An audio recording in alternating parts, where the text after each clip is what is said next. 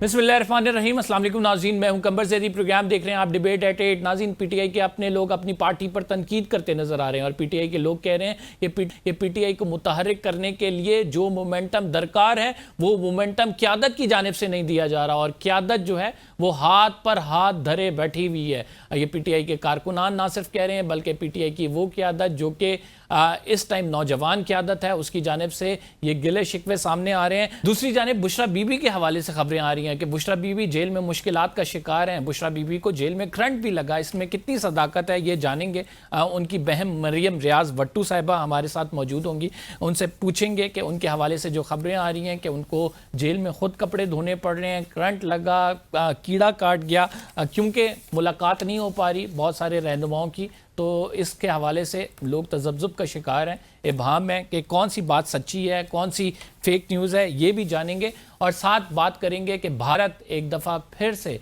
पाकिस्तान को न सिर्फ धमकियां दे रहा है बल्कि ऑपरेशन सिंदूर रिज्यूम करने की बातें कर रहा है। पाकिस्तान के डिप्टी प्राइम मिनिस्टर की जानिब से इसहाक डार की जानिब से यानी ये कह दिया गया है कि पाकिस्तान मुज़ाकरात के लिए तैयार है और पहले जो भारत ने पेश कदमी की थी हमने मुंह तोड़ जवाब दिया। सीज़ फायर भी उनकी जानिब से ही मांगा गया था, तब हमने दिया था। और अगर अब भारत मुज़ाकरात चाहता है, बातचीत चाहता है तो हम बातचीत के लिए बैठेंगे। इस पर भी बात करेंगे। नाज़रीन, हमारे साथ मौजूद हैं शाहिद खटक साहब। बहुत शुक्रिया शाहिद साहब हमें प्रोग्राम में ज्वाइन करने के लिए। पीटीआई के सीनियर रहनुमा हैं। शाहिद साहब, क्या स्ट्रेटजी होगी आपकी? आप लोग एहतजाज करेंगे, आप लोग दरखास्तें लेकर अदालतों में जाएंगे, आप लोगों को कोई रिलीफ मिलेगा नहीं मिलेगा, करेंगे क्या आप? बिस्मिल्लाहिर्रहमानिर्रहीम। आईनी तरमीम के बाद अदालतों से इंसाफ की तवक्को हमें कुछ ज़्यादा नहीं है, लेकिन फिर भी हम कोशिश करते हैं, बार बार अदालतों का दरवाज़ा खटखटाते हैं और कोशिश करते हैं कि अदालतों को एहसास दिलाएं कि ये आपकी ज़िम्मेदारी है। लेकिन जब आप रियासत के साथ आपका मसला हो, रियासत आपके साथ लड़ रही हो, तो आपके पास एक ही रास्ता बचता है कि आप अदालतों में जाते हैं, उनसे इंसाफ की तवक्को रखते हैं।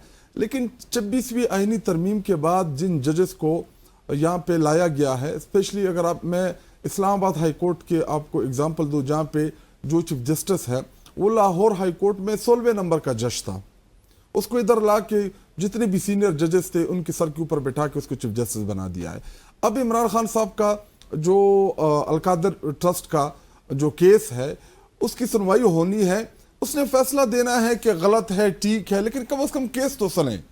तारीख पे तारीख हम जब भी तारीख पे जाते हैं जी कोई एक बहाना करके तारीख जो है वो चेंज कर देते हैं।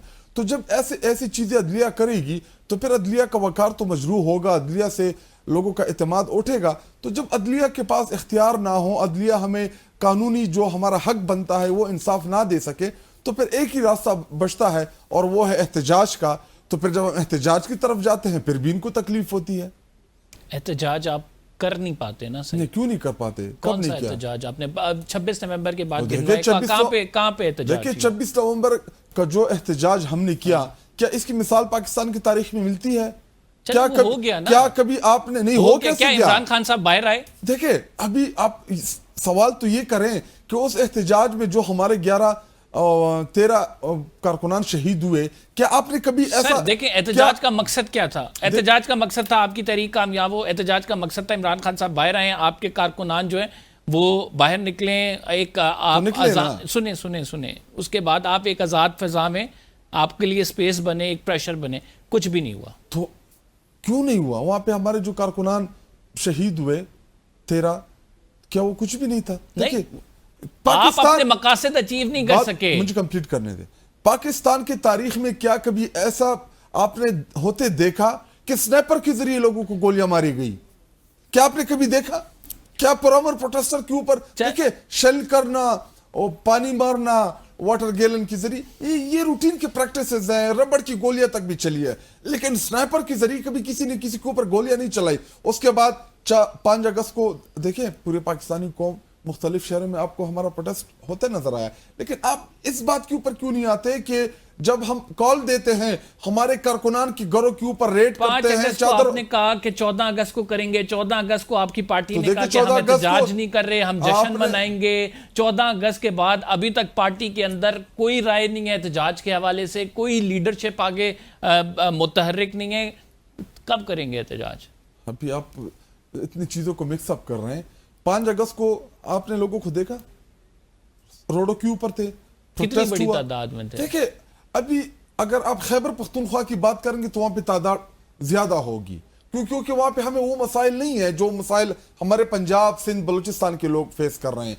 लेकिन 5 अगस्त को मैं इस बात को एडमिट करने के लिए तैयार हूं कि 5 अगस्त को जो सबसे बेहतरीन प्रोटेस्ट हुआ सिंध के अंदर हमारी तंजीम ने किया, इसी तरह पंजाब में हुआ, इसी तरह खैबर पख्तूनख्वा बलूचिस्तान में हुआ। 14 अगस्त को जो सबसे बेहतरीन ऑर्गेनाइज तरीके से इस पूरी मूवमेंट में जो पार्टिसिपेशन थी वो पंजाब की थी।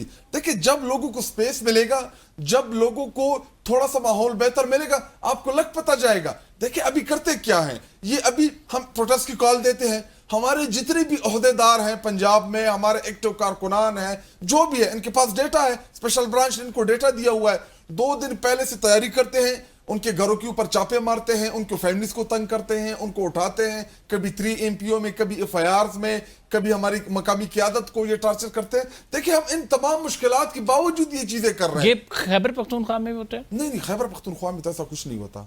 खैबर पख्तूनख्वा में अगर ऐसा कुछ नहीं होता कि बड़ी तादाद खैबर पख्तूनख्वा से क्यों नहीं निकाल तो लेते आप? आपने कब खैबर पख्तूनख्वा ने इमरान खान को मायूस किया है?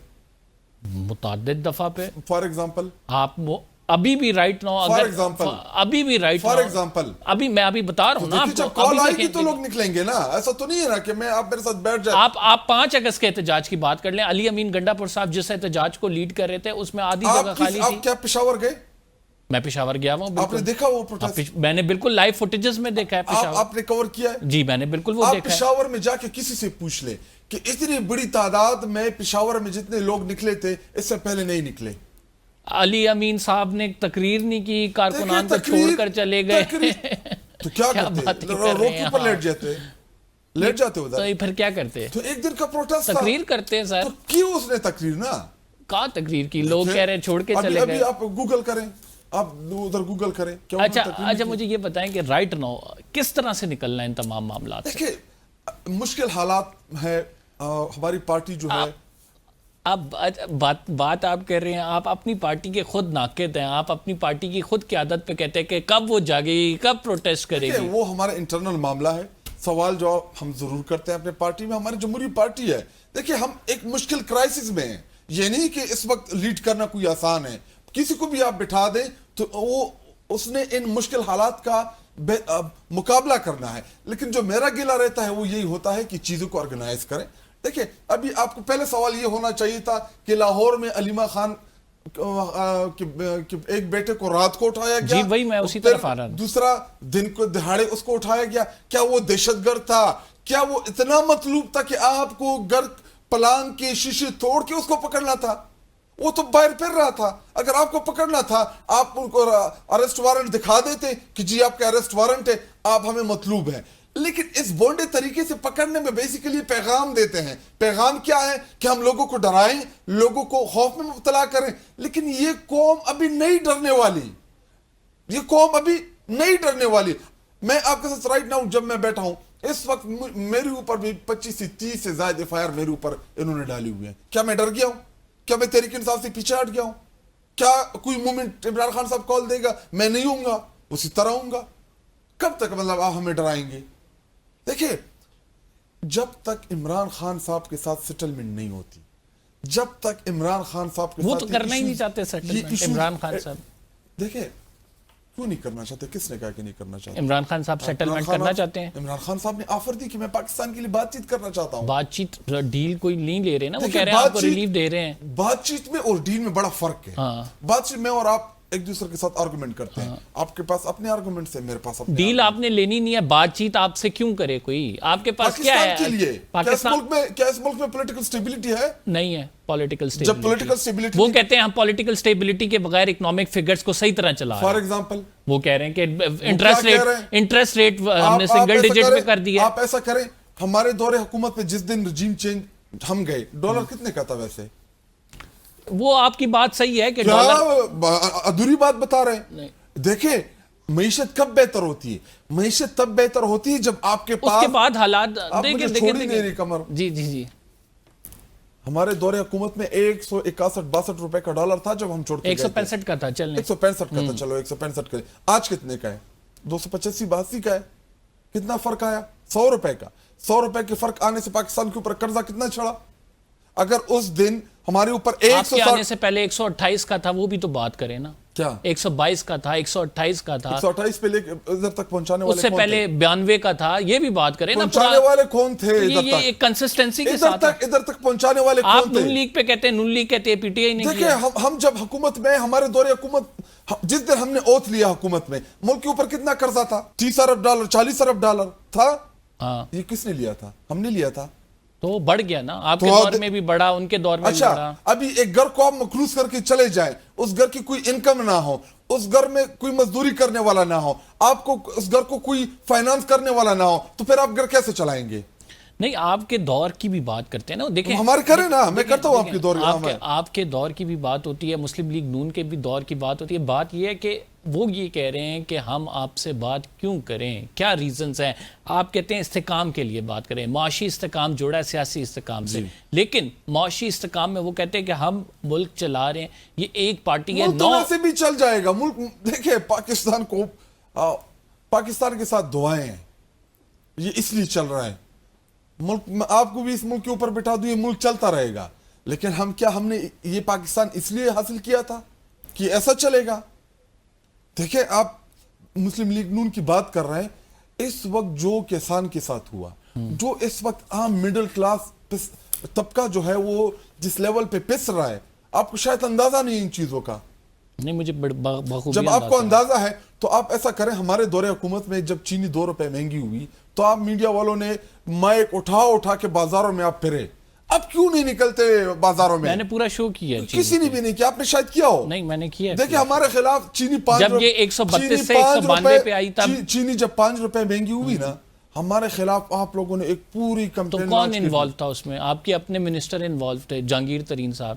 تو مطلب اس کا یہ کہ میڈیا جو ہے وہ انڈیپینڈنٹ نہیں ہے نا. اب میں آپ کو بتاتا ہوں، پوری بات بتاتا ہوں. لیکن نہیں، پوری آزاد ابھی بھی رائٹ ناؤ. اگر شوگر ملز ہیں شریف خاندان کی، تو اس کو بھی ہم کانفلکٹ آف انٹرسٹ میں کہتے ہیں. ہم یہ بات اٹھاتے ہیں کہ آپ نے چینی ہوتے ہوئے آپ نے ایکسپورٹ کی، پھر دوبارہ امپورٹ کر رہے ہیں، اس سے آپ ٹیکا لگا رہے ہیں. یہ بات ہم کرتے ہیں. نہیں، یہ جتنا بھی لگے گا اس میں 150 ارب سے زائد کا لگے گا. 150 ارب ہو یا پھر کوئی بھی گندم جو انہوں نے خریدی تھی. دیکھیں گندم کا بھی اسکینڈل، چینی کے اسکینڈل. اگر آپ کے دور میں ہوگا، اگر آپ کے دور میں ہوگا 450 ارب روپے کا ٹیکا لگا اس ملک کو.